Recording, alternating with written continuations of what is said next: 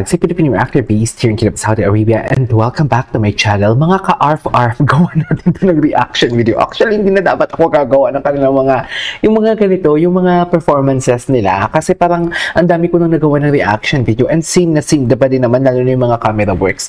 Pero nang chinek ko siya, yung first 10 seconds sila dito, bago silang simula, ito.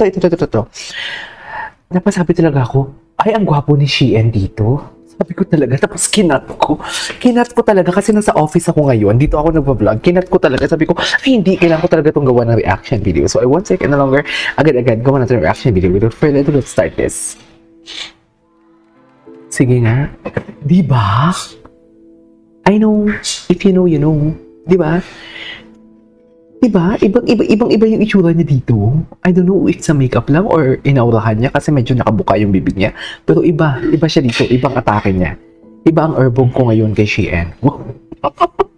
Hindi chika lang. Chika lang, anong ibang herbog ko kay Shein? Hindi ganun yun. Gwapo niya dito, grabe. Ang gwapo niya dito, wait lang. Iba talaga. Hala, ibang-iba siya dito. Literal na ibang-iba siya dito. Anyways.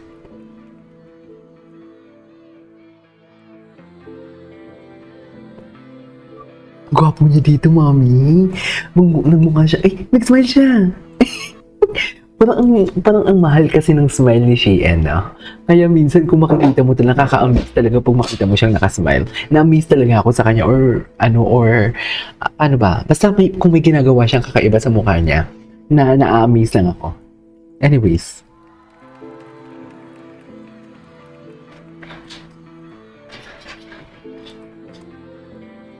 Okay. Oh, nag-smile siya. Nag-smile siya dito. Okay. Ay, parang gusto ko yung mga damit nila dito ngayon kasi kitang-kita. Yung mga damit nila kasi kitang-kita yung musicality ng katawan nila.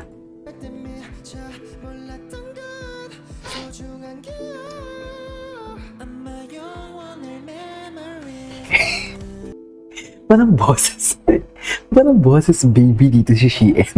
Parang baby niya dito.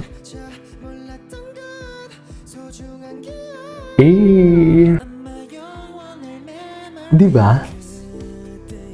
Ang haba talaga ng mga bias ni Sang Shuai po, sa totoo lang. Sobrang haba talaga ng kanyang bias.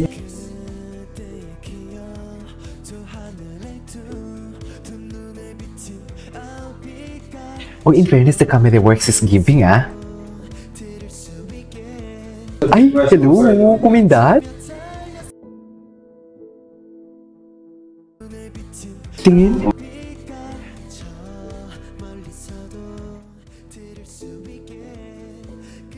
Oo, kumindat siya. Wow. Kamukha niya talaga yung asawa ni Casey Tandingan. No, si TJ Monterde. Tama ba?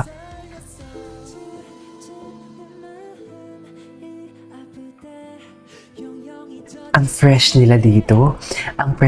Ibang itsura nila dito. I don't know kung kailan na hindi sila para-parehas yung kanilang mga damit. Biglang umiba yung itsura nila for me. Parang ang gwapo nila dito lahat. Si Steven, ang gwapo ni Steven doon. Ay. Napaka-arte talaga nito. Oh my God, the fish was like Seo Joong-woo. Oh my God, ang gwapo ni Seo Joong-woo. Wait. Ang gwapo ni Seo Joong-woo, mami. Gwapo niya. Ganda na camera works, in fairness.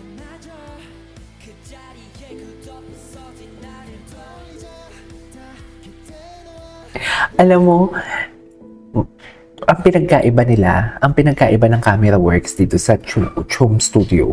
Ang sa Chum Studio kasi, alam na nila kung sino yung susunod na kanta. Dito kasi, tingnan mo, zoom out muna nila tapos hinahanap ng camera sino kumakanta tapos i-focus sila. Kung nakikita ninyo, may zoom in, zoom out sila.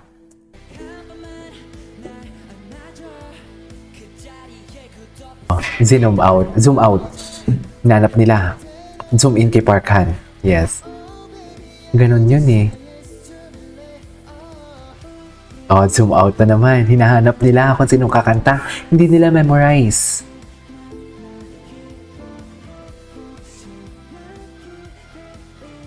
Kaya maganda talaga yung tune studio kasi may transition. Ang transition nila dito is zoom in, zoom out lang. Wala namang mas didikit pa dyan, CJ. Gwapo ni ano? Ang fresh nila dito. Ay, gwapo ni Shein, grabe. Ay, baby girl. Baby talaga dito si Steven pag gumaganyan siya. Ay, Juwon. Okay.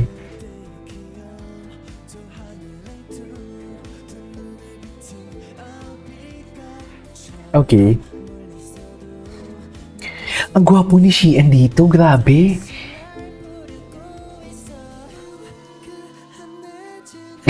Si Barbie. Ito talaga yung pinakadiba sa lahat eh. Ay.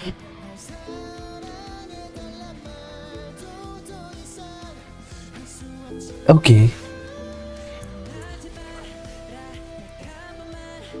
Wow, Park Han.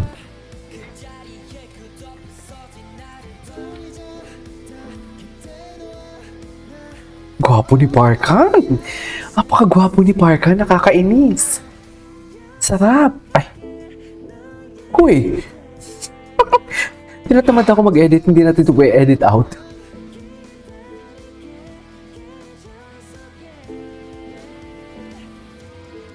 Okay. Ay, galit siya. Back! Yung pronunciation niya.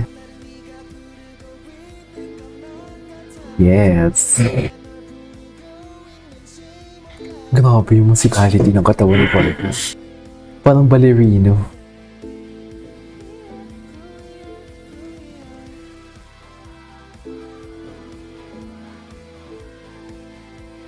Okay. Gwapo ni Shein dito. Ay, gwapo din ni Daisuke. Oh my God, the visuals. I cannot. Tama na, baka may masabi pa akong hindi maganda dito.